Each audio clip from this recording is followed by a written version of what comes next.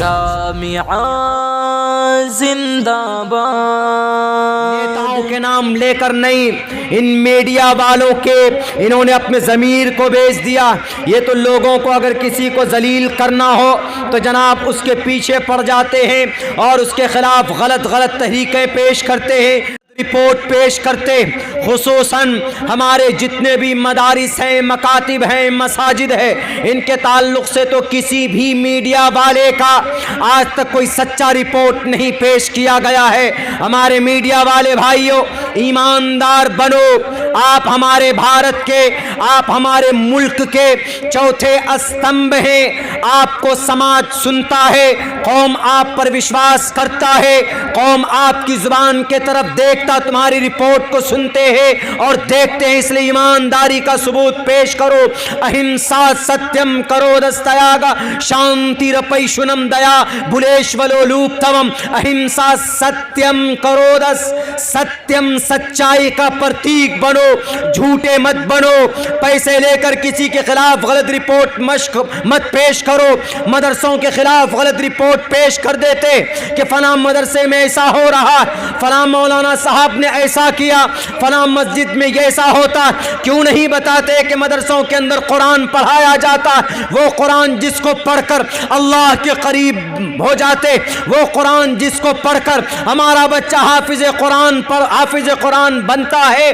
और जो माँ बाप अपने बच्चे को हाफिज कुरान बनाते हैं, कल क़यामत में सूरज और चांद से कहीं ज़्यादा रोशन ताज उस हाफिज कुरान के माँ बाप के सर पर डाला जाएगा। ये बात क्यों नहीं बताते? ईमानदार अगर हो, अगर इस देश को आगे ले जाना चाहते हो, कहां से ये स्टोरी बनाते हो? कहां से ये किनकी दिमाग की ये उपज है कि नफरत की बात करते हो? प्यार मोहब्बत की बात करो, झूठ मत फैलाओ। इस देश के अंदर हमारे हिंदुस्तान के हिंदू भाइयों, जैसे आप अपने ईश्वर के करीब होना चाहते हो तो ईश्वर का नाम लेना होगा। सेम इसी तरीके पर हमारे रब ने कहा नबी की जुबान में, ए मोहम्मद रसूलुल्लाह, आप अपनी कौम को बता दीजिए, अगर तुम अल्लाह के करीब बनना चाहते हो, अल्लाह के महबूब बनना चाहते हो, अल्लाह के करीब होना चाहते हो, अल्लाह से बात करना चाहते हो, तो तुम क्या करो? तुम कुरान करीम की तिलावत किया करो। तुम डेली बैठकर एक पारा, आधा पारा, एक पाव पारा, एक रुकू ही सही, एक सफ़ा ही सही बैठकर तिलावत किया करो, तो तुम अल्लाह से करीब हो जाओगे। जब तुम कुरान की तिलावत करोगे तो समझ लेना कि गोया तुम अल्लाह तबारक व तआला से बात कर रहे हो। बताइए, इंसान अल्लाह से कैसे बात करता है? कुरान करीम जब पढ़ता है तो गोया इंसान अल्लाह से बातें करता है। देखिए आजकल होता क्या है, हम लोग जब पढ़ते थे मदरसे में, उत्तर प्रदेश सहारनपुर में जब पढ़ते थे हम लोग, तो अब्बा पैसे भेज के देते थे। आजकल तो फ़ोन पे आ गया, पेटीएम आ गया है, गूगल पे, फलां पे, ये पे, यहाँ क्लिक कीजिए, यहाँ आप यूपीआई एड्रेस डालिए, आपका पैसा फलां जगह पहुँच जाता, फ़ौरन लाखों रुपए पहुँच जाएगा। लेकिन अभी की बात नहीं, सन 2005, 3, 2, 4, 5, 6, 7, बल्कि हाँ 7, 8 तक मनी ऑर्डर के ज़रिए से पैसा जाता था। मनी ऑर्डर एक फॉर्म होता था, उसमें पैसे भर दिए जाते थे, इतने पैसे, एड्रेस लिखा होता था, नीचे 3-4 लाइन अब्बा कुछ लिखते थे कि बेटे घर में सब खैरियत से है, तुम मेहनत से पढ़ो। और जब पढ़ते थे उसको फाड़ कर हम लोग ले लेते थे, तो पढ़ते पढ़ते कभी रोना आ जाता था। क्यों? ये अब्बा का कला, ये अब्बा लिख कर भेजे। और पोस्ट कार्ड होता था, 50 पैसे का लिया और फौरन लिखे। दिल्ली से हमारे जितने साथी दिल्ली में काम करते थे, कोई हिंदी में लिखकर भेजता है तो घर जैसे खत पहुंचता था तो माँ बाप सब बहन भाई बैठकर तब पढ़ते थे उसको, रोते भी थे कभी कभी।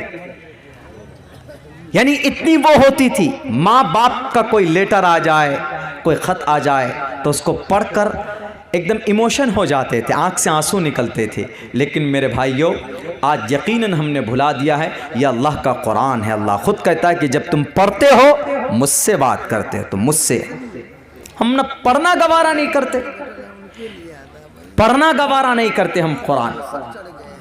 ये हालत हमारी हो गई है आज। दुनिया की वाहिद किताब है जिसके पढ़ने पर नेकी, जिसके देखने पर नेकी। वो वाकया मशहूर है ना, एक आदमी था, मौत हुई, पढ़ना नहीं जानता था, गांव का सबसे छोटे तबके का आदमी था, सबसे गरीब आदमी था, कोई ध्यान नहीं देता था, घर पे कोई था ही नहीं, सिर्फ एक बेटी थी उसकी, बस बेटी के लिए कमा कर लाता। डेली सुबह उठने के बाद में वजू करके क्या करता, वो कुछ खास कोई अमल रहा होगा, किसी को कुछ पता नहीं। जब उसकी मौत हुई तो कुछ लोगों ने कहा कि अरे फना कलवा मर गया है, ज़रा चलो 2-4 आदमी दफन कर दो। चंदा वंदा करके कफन के लिए पैसे इकट्ठे हुए, कफन ख़रीद करके लाए और समाज के कुछ लोगों ने मिलकर उसका दफन कर दिया। एक दिन के बाद देखा, अरे वाह खुशबू आ रही, फूल उगाए हैं उनके कब्र पर। बड़ा ताज्जुब हुआ लोगों को कि ये कलवा मियाँ, कल्लू मियाँ, जो अलिफ बातासा नहीं जानता था, जो कभी मस्जिद नहीं गया नमाज पढ़ने के लिए, और उसकी हालत ये है कि जनाब खुशबू कब्र से आ रही है और गुलाब के फूल उनके कब्र पर खिल रहे हैं। 2 ही 3 दिन के अंदर अंदर में क्या हुआ होगा? 2-3 दिन के अंदर में तो कोई फूल नहीं लगा सकता है, कुदरत का निज़ाम ही कुछ ऐसा होगा, कोई मिरेकल हो सकता है। बड़े ताज्जुब में हो गए तो कुछ लोग उनके घर पे गए। घर पे कोई नहीं, टूटा फूटा घर था।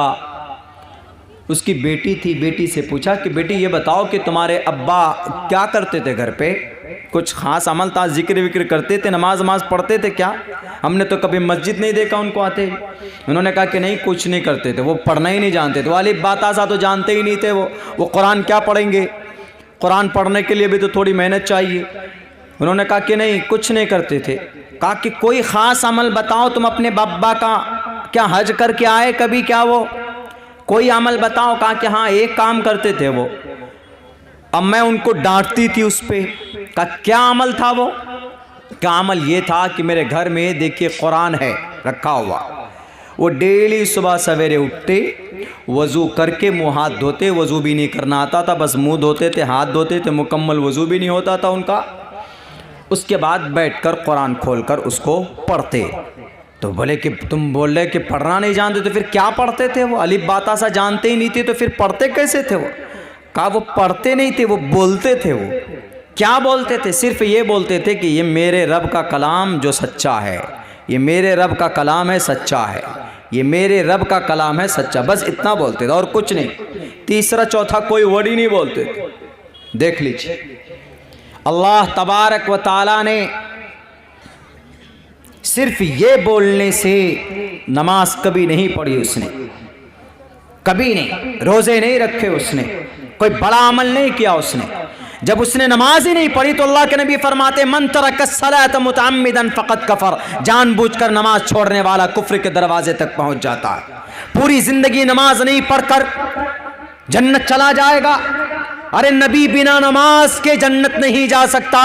कोई नबी और रसूल से नमाज माफ़ नहीं है तो ये कल्लू से कैसे माफ़ कर सकता है? ये उससे कैसे माफ़ हो सकता है? लेकिन वही अल्लाह तबारक व ताला को कोई अदा अगर पसंद आ जाए, अल्लाह को कोई चीज़ अच्छी लग जाए, तो कहते हैं ना कि तवाइफ ही क्यों ना हो, रब्बे जुल जलाल उसको भी माफ़ कर देता है। जाओ, I forgive you your all sins of your life, ला तसरीब अलैकुमुल यौम, इज़हबू व अंतुम तुलका। उनका ये कहना कि ये मेरे रब का कलाम है, ये मेरे रब का कलाम है, मोहब्बत, अजमत कि मेरे रब का कलाम है, उनकी इस अमल को अल्लाह ने इतना पसंद किया, इतना पसंद किया कि अल्लाह तबारक व ताला ने उनकी बख्शिश करती, उनकी मगफिरत करती और दुनिया वालों को एग्जाम्पल बना दिया।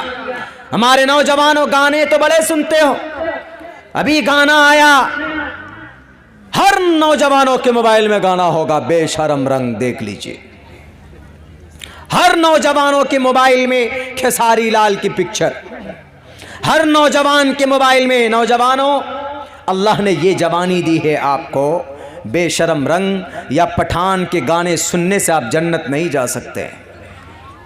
जिंदगी आपकी बीत रही है, जनवरी अभी आए तो वहाँ फौरन happy new year, happy new year.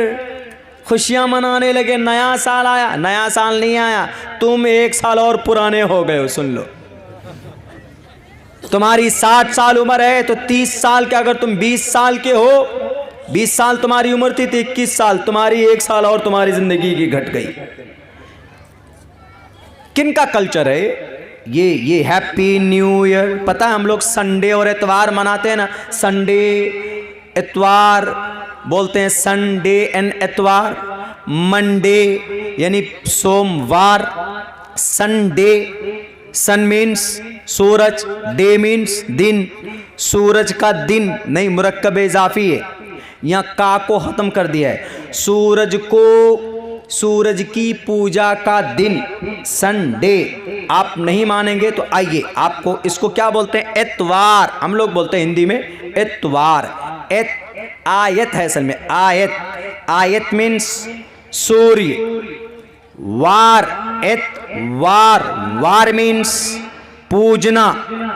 सूरज को पूजने का दिन जो मतलब संडे में है, वही मतलब इतवार का भी है।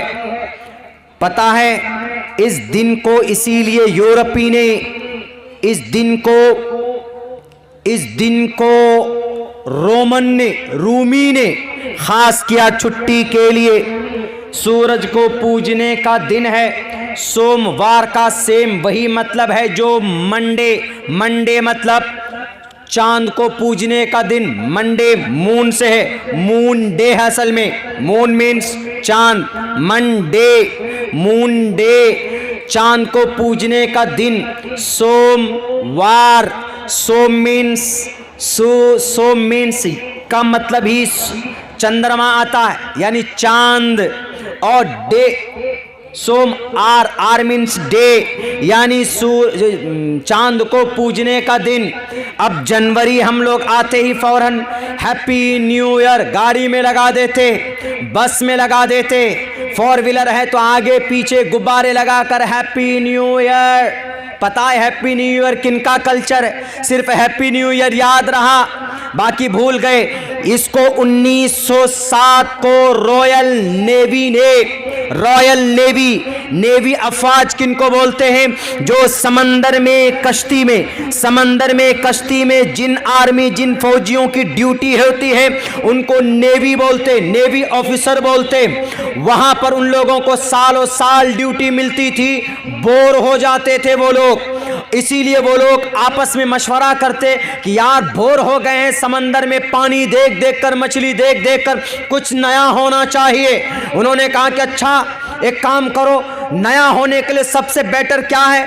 कहा कि सबसे बेटर ये, जिस दिन हम दुनिया में आए उससे बेहतर और क्या हो सकता है। तो उन्होंने सबसे पहले शुरुआत की, रॉयल नेवी ने 1907 को हैप्पी बर्थडे, बर्थडे मनाते हैं, बर्थडे बच्चों का। बर्थडे का मतलब पैदा होना, BIR, birth, TH, birth, date of birth बोलते हैं हम लोग, पैदाइश का डेट। तो हैप्पी बर्थडे, उन्होंने सबने अपनी अपनी तारीख याद की कि हम कब पैदा हुए। सब उस जहाज के अंदर में हैप्पी बर्थडे मनाते, शराब पीते।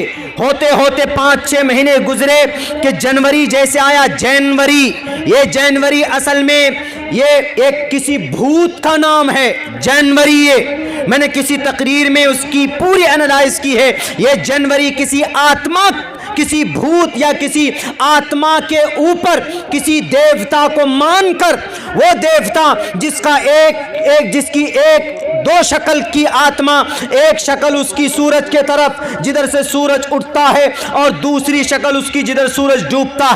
कहा जाता है कि जनवरी, ये जैनी जो आत्मा है, ये हमको सुबह की बुराई से, सूरज से जो बुराई निकलती है सूरज के साथ, उससे भी बचाता है। और जिधर गुरूब होता है, गुरूब होते हुए जो बुराई होती है, ये जैनी हमें दोनों से बचाता है। इसीलिए इस जैनी के हमेशा याद किया जाए।